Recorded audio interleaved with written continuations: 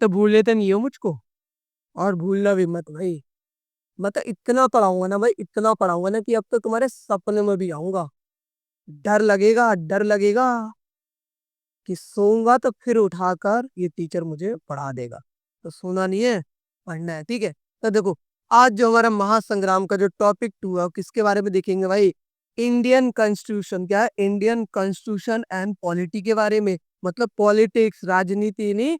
हम Indian constitution, भारतीय संविधान और राजनीति के बारे में पढ़ेंगे कि हमारा संविधान कैसे बना, उस संविधान में क्या क्या चीजें हैं, क्या क्या चीजें हो सकती है, और क्या क्या चीजें पॉसिबिलिटी है। और हमारी जो राजनीति है, नहीं, वो जिसको बोलते हैं डर्टी पॉलिटिक्स, नहीं तो वैसे पॉलिटिक्स तो बहुत क्लीन होता है, पर करने वाले थोड़े डर्टी होते हैं, नहीं। तो हम देखेंगे उसमें क्या क्या चीजें हैं, नहीं। तो पहला जो हमारा टॉपिक है, क्या है? निर्माण ऑफ द कॉन्स्टिट्यूशन। क्या है? क्या है निर्माण ऑफ द कॉन्स्टिट्यूशन? निर्माण का मतलब तो समझ गए होगे ना, किसी चीज को बनाना। किसको बनाना भाई? कॉन्स्टिट्यूशन को। पता ना कॉन्स्टिट्यूशन क्या होता है? संविधान। नहीं, कौन है भाई? कॉन्स्टिट्यूशन क्या होता है? संविधान भाई, सबको पता है भाई। राहुल गांधी लेके हाथ में नहीं घूमते तो संविधान बचाओ संविधान। नहीं, तो ये वही वाला संविधान है। नहीं, तो देखो, क्या था, संविधान बनाना बहुत ज्यादा जरूरी है, क्योंकि एक संविधान क्या होता है, किसी भी देश को चलाने के लिए उसमें रूल रेगुलेशन सारी चीजें किसमें लिखी होती है? एक बुक में लिखी होती है, जिसको हम क्या बोलते हैं? संविधान बोलते हैं। तो देखो, जो संविधान का जो पहला सेशन हुआ था ना, पहली जो बैठक हुई थी, क्या हुई थी? पहली बैठक, या बोल दो सत्र, नहीं, या बोल दो सेशन। वो कब हुई थी? कब हुई थी? 9 दिसंबर। कब? 9 दिसंबर 1946 को। कब हुआ था भाई? कब हुआ था? कब हुआ था? 9 दिसंबर 1946 को हमारा पहला क्या हुआ था भाई? पहला क्या हुआ था हमारा? बैठक हुआ था। क्या हुआ था? पहला बैठक हुआ था। जब हुआ था, तो एक हमारे क्या बोलते हैं, टेम्परेरी प्रेसिडेंट बनाए गए थे। क्या बनाए गए थे? एक temporary president. Temporary president. Temporary का मतलब क्या होता है? नहीं पता? अरे भाई, जो तुम हो अपनी गर्लफ्रेंड के लिए टेम्परेरी, कभी भी मतलब ज्यादा दिन के लिए नहीं, कुछ दिन के लिए उसके लाइफ में ना, वही वाली बात है। टेम्परेरी प्रेसिडेंट मतलब कुछ दिन के लिए जो प्रेसिडेंट बनाए गए थे, वो कौन था भाई? कौन था वो थे सच्चिदानंद। कौन थे भाई? वो थे सच्चिदानंद। कौन थे? सच्चिदानंद सिन्हा। कौन थे? सच्चिदानंद सिन्हा। कौन थे भाई? सच्चिदानंद सिन्हा। यहाँ तक ये क्लियर होना चाहिए टॉपिक, ठीक है ना? टॉपिक क्लियर है ना? और होना भी चाहिए, ठीक है। उसके बाद जो क्या थे हमारे, कौन बने? कौन भाई? कौन? क्या? परमानेंट। क्या है? परमानेंट हमारे प्रेसिडेंट। नहीं, प्रेसिडेंट पता ना क्या होता है भाई? राष्ट्रपति। क्या? राष्ट्रपति। तो हमारे जो परमानेंट प्रेसिडेंट बने थे, कौन बने थे? परमानेंट प्रेसिडेंट वो बने थे हमारे डॉक्टर राजेंद्र प्रसाद। कौन बने थे? डॉक्टर राजेंद्र प्रसाद। कौन बना था भाई? डॉक्टर राजेंद्र प्रसाद। और कब बने थे? कब बने थे पता है क्या? 11 दिसंबर 1946 को बने थे। कब बने थे? 11 दिसंबर 1946। ये याद रखने की जरूरत है, सोचने की जरूरत नहीं है, ठीक है। अब देखो, अब जो हमारा कॉन्स्टिट्यूशन बन रहा था ना, तो भाई बनने में कुछ तो समय लगता है ना भाई, नहीं? तो समय कितना, अब तो जो टोटल हमारा समय कंज्यूम हुआ तो कितना हुआ था? 2 वर्ष 11 महीने। कितने? 2 वर्ष। कितना?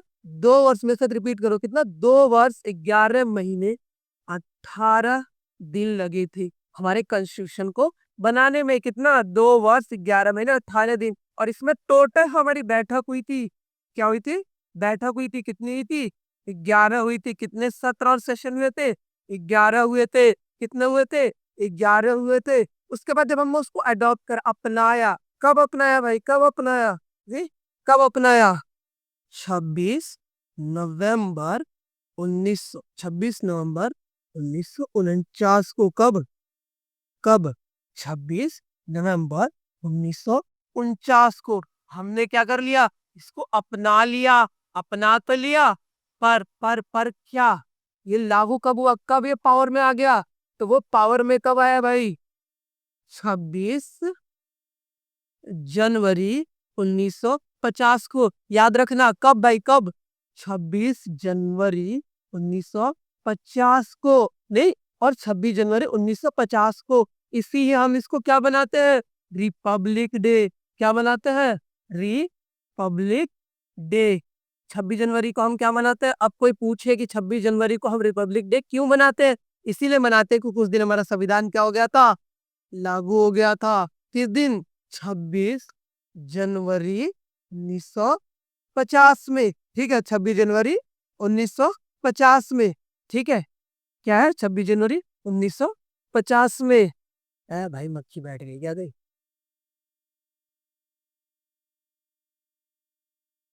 ठीक है, अब देखो इसमें थोड़ा डेट याद रखने की जरूरत है। क्या है? डेट याद रखने जो।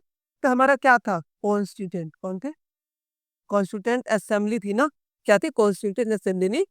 तो उसको बना कब था? बना कब था? 9 दिसंबर 1946 में हमारा बना था। कौन था भाई? मतलब जो संविधान सभा था। क्या था? संविधान सभा। क्या था? संविधान सभा। तो जब हमारा संविधान सभा बना था, कब बना था? 9 दिसंबर 1946। कब बना था? 9 दिसंबर 1946। तो हमारा जब संविधान सभा ही कब बना? 9 दिसंबर 1946। तो भाई सेशन भी कब हुआ था? बैठक भी कब होगा? इसी दिन हुआ होगा। तो जब हमारा पहला बैठक, पहला सेशन हुआ था, वो कब हुआ था? 9 दिसंबर 1946 ही हुआ था, नहीं? तो जो हमारी ड्राफ्टिंग कमेटी थी ना, क्या थी? ड्राफ्टिंग कमेटी, नहीं? वो कब बनी? 19 अगस्त 1947 में। कितना? 29 अगस्त। कितना? 29 अगस्त 1947 में बनी थी। और हमारे जो पहला ड्राफ्ट क्या था? पहला ड्राफ्ट जो हमने प्रेजेंट करा, नहीं, पहला ड्राफ्ट प्रेजेंट करा, वो कब करा? 4 नवंबर 1947 में। कब? 4 नवंबर 1947 में। पर जो हमारा फाइनल ड्राफ्ट था, जब एकदम बिल्कुल मैच भाई, बिल्कुल क्लियर था, वो कब था भाई? 26 नवंबर 1946 में। और हमने अडॉप्ट कर लिया, सबको पता है, 26 दिसंबर 1950 में। ठीक है, यहां तक क्लियर होना चाहिए।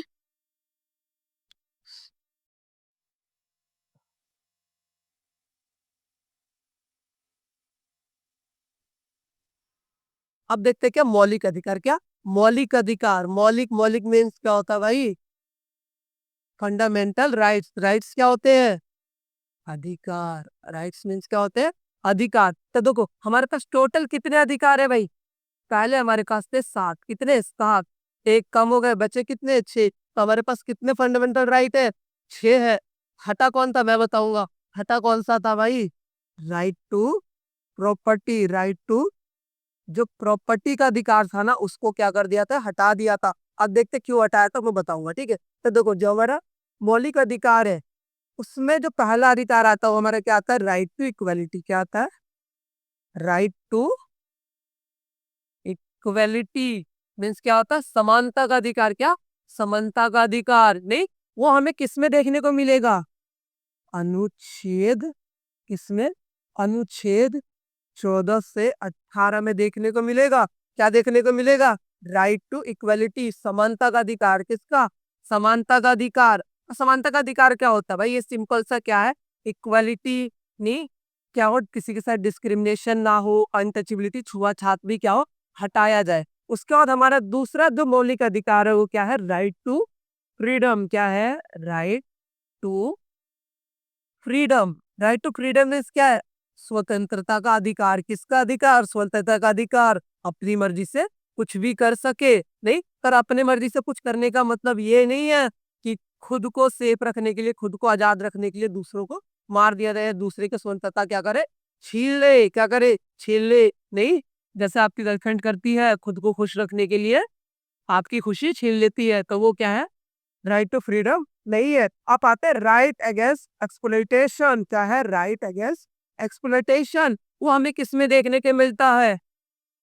आर्टिकल 23 से लेके 24 के बीच में हमें 23 और 24 में देखने को मिलता है। क्या? Right against exploitation. अगर क्या होता है, कोई अगर मानव तस्करी कर रहा है, कोई मजदूरी करवा रहा है, बाल मजदूरी करवा रहा है, नहीं, तो इन सब पे रोक लगा सकते हैं। फिर उसके बाद क्या है, right to freedom of religion. क्या है, right to freedom of religion किस में देखने को मिलता है, 25 से लेके 28 अनुच्छेद में हमें देखने को मिलता है। अब क्या है, right to freedom of religion क्या है, right to freedom of religion क्या है भाई, रिलीजन तो सबको पता है ना, धर्म। नहीं, राइट टू फ्रीडम ऑफ मतलब सबको अपने धर्मों का मानने, उसको फॉलो करने का अधिकार है। उसके बाद क्या आता है, कल्चरल एजुकेशनल राइट। क्या आता है, कल्चरल एंड एजुकेशनल राइट। ये हमें कहाँ देखने को मिलता है, 29 एंड 30 अनुच्छेद में हमें देखने को मिलता है। ये क्या है, नहीं, अगर कोई माइनॉरिटी है और उसके क्या हो राइट्स क्या हो रहे हैं, नहीं कुछ उसमें दिक्कत आ रहा है, और ये क्या करता है, जो एजुकेशनल इंस्टीट्यूट होता है उसको भी क्या करता है,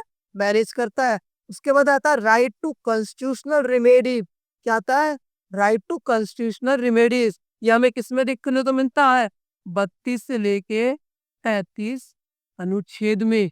ठीक है, अनुच्छेद में इसमें क्या है, जो अपने सिटीजन अगर किसी के राइट है, किसी के मौलिक अधिकार है, अगर उसका उल्लंघन हो रहा है, कुछ भी हो रहा है, तो हम क्या कर सकते हैं, कोर्ट में जा सकते हैं, या अपने आप को बचाने के लिए भी हम क्या कर सकते हैं, कोर्ट में जा सकते हैं। अब देखो मैंने पहले बताया था ना, हमारे टोटल मौलिक अधिकार फंडामेंटल राइट्स कितने हैं, 7। फंडामेंटल राइट्स कितने थे, 7 थे, तो एक हट गए थे, टोटल कितने बचे, 6। अब ये एक जो हटा था वो क्या था हमारा, right to property. Right to property मतलब संपत्ति का जो अधिकार था, वो क्यों भाई उसे हटा दिया गया था, जो हमारा क्या हुआ था, 44 संशोधन हुआ था। क्या हुआ था, 44 संशोधन या अमेंडमेंट हुआ था जो, ठीक है, उसमें क्या कर दिया गया था, इसको हटा दिया गया था। ठीक है, आ रहा समझ, आ रहा, नींद पे नहीं आ रही ना, आने भी नहीं चाहिए। ठीक है, अब देखो ये तो मिल के देख लिया कि हमें सरकार की तरफ से, संविधान की तरफ से हमें क्या क्या मौलिक अधिकार फंडामेंटल राइट्स मिले। और भाई अगर हमें कोई कुछ दे रहा है तो उसको बदले में भी तो हमें कुछ देना पड़ता है ना, तो वो हमारा क्या है, कर्तव्य है। कर्तव्य है, क्या है, ड्यूटीज है। क्या है, फंडामेंटल मौलिक कर्तव्य है, क्या है, ड्यूटीज। तो हमारी ड्यूटीज क्या है, कि हम भी देश की यूनिटी, अखंडता को क्या करें, मेंटेन करे। नहीं, ये भी हमारी क्या रिस्पॉन्सिबिलिटी है। तो टोटल हमारे पास पहले कितने थे, 10 ड्यूटीज थे। कितने ड्यूटीज थे, 10 ड्यूटीज। क्या था हमारे पास, 10, 10 कर्तव्य था। बाद में एक अमेंडमेंट हुआ, जिस अमेंडमेंट को क्या बोलते, 86 अमेंडमेंट हुआ था। कब हुआ था, 2002 में। कब हुआ था, 2002 में हुआ था, जिसमें एक और ड्यूटीज क्या हो गया, प्लस हो गया। तो टोटल ड्यूटीज हमारे पास कितने हैं, 11 है। कितने कर्तव्य हैं, 11 है। अब देखो थोड़ा सा पॉलिटिक्स सिस्टम के बारे में पढ़ते, किसके, पॉलिटिक्स सिस्टम के बारे में काम कैसे, देखो हमें पता है कौन, प्राइम मिनिस्टर। प्राइम मिनिस्टर कौन, पीएम। अभी के टाइम प्राइम मिनिस्टर कौन है, नरेंद्र मोदी। कौन है, नरेंद्र मोदी। अब देखो प्राइम मिनिस्टर कौन बनता है, जब प्राइम मिनिस्टर होता है तो गवर्नमेंट का हेड होता है, मुखिया होता है। मतलब सबसे ज्यादा उसकी पूरे देश में चलती किसकी है, प्राइम मिनिस्टर में। जैसे घर में किसकी चलती है, आपकी बीबी की। वैसे आपकी तो शादी नहीं होगी, तो घर में बाकी लोगों का भी होगा नहीं। तो ऐसे जो सबसे पावरफुल कौन होता है, पीएम होता है। कौन होता है, पीएम होता है। अब इनको चुनते कैसे है, PM is more directed by people. हम जो वोट करते हैं ना, तो पता ना इलेक्शन में जाकर वोट देते हैं कि हम प्रधानमंत्री को वोट दे रहे हैं, हम नहीं दे रहे। हम किसको चुनते हैं, एमएलए, एमपी को। और ये लोग जाकर किसको चुनते हैं भाई, पीएम को। हम डायरेक्ट पीएम को वोट नहीं करते, हम एमपी एमएलए को वोट करते हैं। अब जब ये हो गया, नहीं तो अभी कितने होने चाहिए, नहीं तो अगर देखो क्या है, अगर लोकसभा के मेंबर है, कौन है, लोकसभा के सदस्य। नहीं, अगर कोई लोकसभा का सदस्य है तो उसकी उम्र कितनी होनी चाहिए, 25 साल। अगर वो क्या हो, राज्य राज्य सभा का सदस्य हो, क्या हो, राज्यसभा का सदस्य हो, तो उसकी उम्र कितनी होनी चाहिए, 30 साल होनी चाहिए। तभी वो एलिजिबल है, किसके लिए, पीएम के लिए। किसके लिए भाई, प्रधानमंत्री के लिए।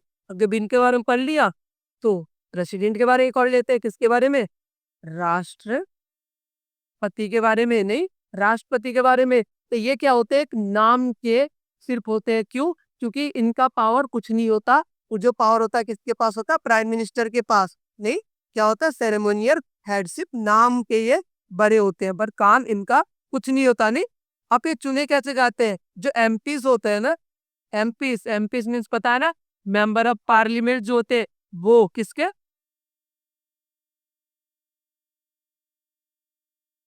ठीक, तो क्या जो राष्ट्रपति होता है वो चुने कैसे जाते हैं? जो एमपीज होता है ना, एमपी मीन्स पता है, मेंबर ऑफ पार्लियामेंट्स ने, तो वो क्या होता है, लोकसभा के और राज्यसभा के मिलकर उनको चुनते हैं। बट इनका जो एलिजिबिलिटी है कितना होना चाहिए, कम से कम ये 35 साल के तो होने चाहिए। और दूसरा क्या हो, लोकसभा का जो इलेक्शन होता है ना, चुनाव होता है, उसके लिए क्या होने चाहिए, एलिजिबल होने चाहिए। यहाँ तक कि आपकी टॉपिक क्लियर होना चाहिए। ठीक है, चलो मिलते हैं नेक्स्ट टॉपिक में। ठीक है।